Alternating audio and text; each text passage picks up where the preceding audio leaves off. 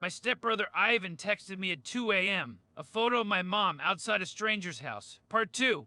The moment I saw my own address staring back at me from that registration screen, I called Ivan immediately, my hand shaking so badly I could barely hold the phone, because the one thing I had never once considered was that my mother might be in trouble. She'd been hiding from both of us.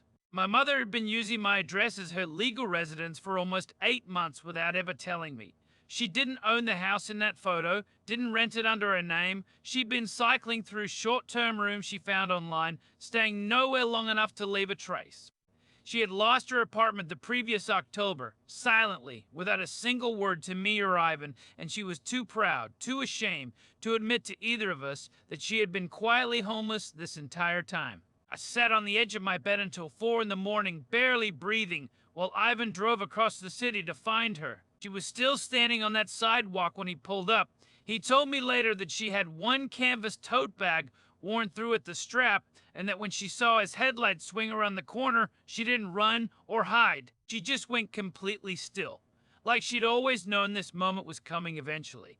I called her the second Ivan said he had eyes on her, and she answered on the second ring, her voice tight and controlled the way it always got when she was fighting not to cry. She said, "I didn't want to worry you." I sat alone in my dark apartment and told her that was the cruelest thing she could have ever said to me. Not the secret itself, not the months of hiding, but the idea that keeping me comfortable mattered more than letting me actually be there for her. She didn't say anything for a long time after that.